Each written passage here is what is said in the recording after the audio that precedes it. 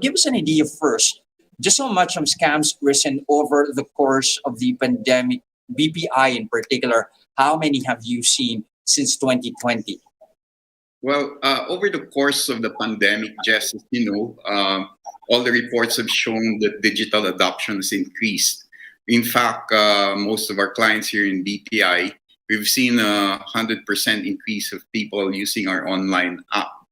Um, in that regard, also, we saw that the number of the physical stores were closed. We saw hyper local stores taking off, meaning to say, small businesses selling from their doorstep and accepting payments online. Thus, the usage of wallets, the usage of mobile apps for funds transfers increased. And during this time, from 2020 up to where we are now, we've seen the level of fraud increase indeed. And most of it are primarily around three vectors. The first one is around phishing, where via through social engineering, clients are inveigled to give up their personal information, confidential information, primarily their user IDs, their passwords, and so forth. The second form is via identity theft, where thieves have inserted themselves in the middle of email trails and assumed the identities of either suppliers or buyers, and in so doing, they redirect the payments to themselves. And then the third, which is targeting really small firms, we've also seen the increase of ransomware attacks.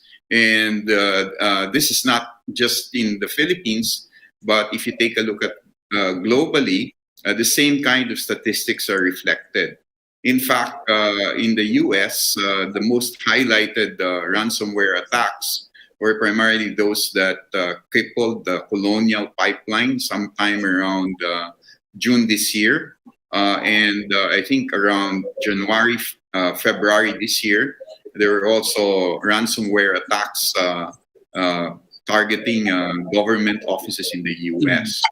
So we've seen similar attacks here in the US, in the Philippines. Mhm. And I guess to sum it up, with digital, as channels open up, as transactions become more convenient to do, it also opens up opportunities by which people can sort of disguise themselves and insert themselves in the value chain, and by so doing, they disintermediate the flow of funds and redirect it towards themselves.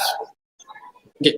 Just to better understand just how much scams have risen since the onset of the pandemic, you at least have a data or a figure as to how many cases have been reported over the course of the health crisis.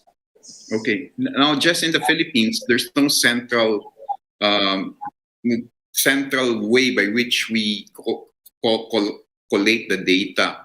But from the Bankers Association of the Philippines, we do have a cyber security committee, and we do have a process by which we have reporting amongst the banks. The number of incidences have gone up by threefold since the pandemic.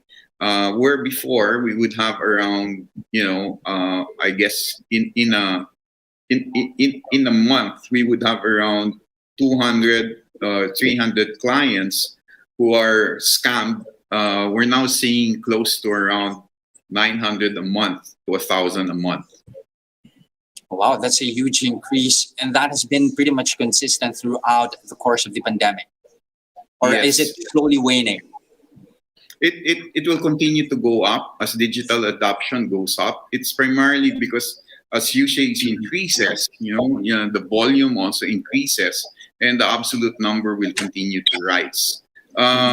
It's also because of the way that the criminals have been more sophisticated in their attacks. And most of these attacks are not just technological in nature, but they also include, if I may say, age-old methods of diversion. For example, phishing. Somebody calls you up in the middle of the night or unholy hours and then tells you, hey, your account has been compromised. we need your help now to lock your account, right? And the caller is so sophisticated and speaks well, very articulate.